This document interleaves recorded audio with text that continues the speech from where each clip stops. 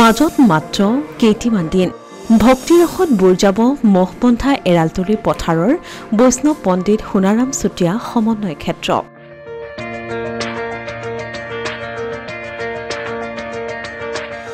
6 ফেব্ৰুৱাৰীৰ পৰা শ্ৰীমন্ত শংকৰদেৱ সংঘৰ বাৰ্ষিক অধিৱেশন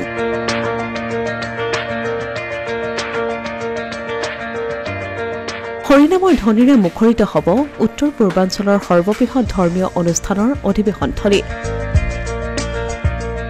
6 ফেব্ৰুৱাৰীৰ পৰা 9 ফেব্ৰুৱাৰীলৈ 4 দিনীয়াকৈ অনুষ্ঠিত হ'ব 94 সংখ্যক শ্ৰীমন্ত শংকৰদেৱ সংঘৰ অধিৱেশন শ্ৰীমন্ত শংকৰদেৱ সংঘৰ 94 সংখ্যক বাৰ্ষিক অধিৱেশনলৈ মাজত মাত্ৰ কেইটামান দিন বাকী থকাত আয়োজক সমিতিৰ লগতে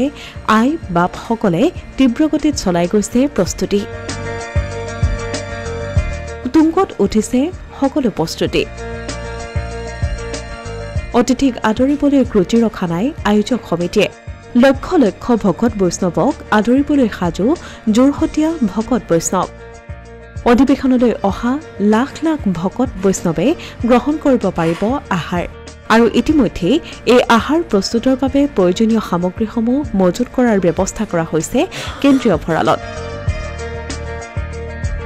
এবাৰত 50 কুইণ্টলতকৈ অধিক চাউল ৰান্ধিবৰ বাবে লক্ষ্য ৰখা হৈছে ভোজনালয়ৰ বাবে সাজু কৰি ৰখা হৈছে 25খন ঠেলা 200 চৌকাৰ বাবে কেৰাহী এবাৰতে আহাৰ গ্ৰহণ কৰিব পাৰিব 10ৰ পৰা 15,000 ভকতে প্ৰায় 2 লাখ ভকতৰ বাবে সামগ্ৰী সাজু কৰি ৰখা হ'ব কেন্দ্ৰীয় ভঁৰালত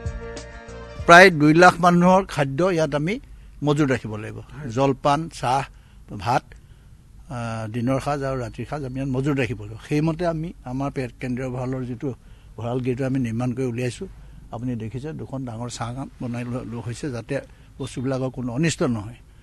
ইতিমধ্যে আমাৰ আধাখিনি পাতপত্ৰ আহিছে পাত আৰু গিলাচ আৰু এনেকুৱা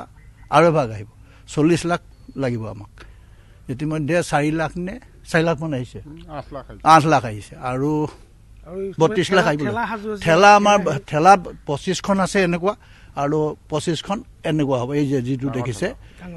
এই ঠেলাবিলাকত আমাৰ ভাত যাব চব্জি যাব আমি আপোনাক অৱগত কৰিব বিচাৰিছো যে আমি 50,000 মানুহে খাব পৰা আমি ব্যৱস্থা কৰিছোঁ আৰু একেলগতে 10,000 ভকতে বৈষ্ণৱে অন্ন গ্ৰহণ কৰিব পাৰিব আমি 1000ৰ কাৰণে 70 কুইণ্টেল চাউল 100 কুইণ্টেল মানে আমাৰ চব্জি আৰু তেনেধৰণে আলু 50 কুইণ্টেল আমি ব্যৱস্থা কৰিছোঁ আৰু তাৰ লগতে মা মছলা হালধি যি আছে সেইখিনি আমি ব্যৱস্থা কৰিম আমি তাৰ কাৰণে সেইখিনি বস্তু আমি আজিৰ পৰা আমি ইয়াতে জমা দিমহি কেন্দ্ৰীয় ভঁৰালত আৰু আমি তাক বিতৰণ কৰিবৰ কাৰণে আমাৰ ৰাজস্ব শইকীয়াৰ পৰিকল্পনাত এই যিখন আমাৰ আপুনি দেখিছে এই আমাৰ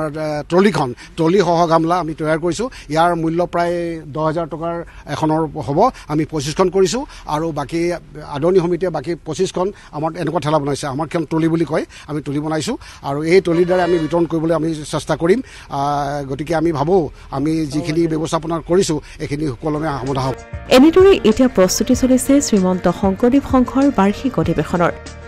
আদৰণি সমিতিৰ এটাই আশা অধিৱেশনলৈ অহা প্ৰতিজন ভকতেই যাতে গ্ৰহণ কৰিব পাৰে এমুঠি অন্ন আৰু সফলতাৰে সম্পূৰ্ণ হৈ উঠক এই অধিৱেশনখনি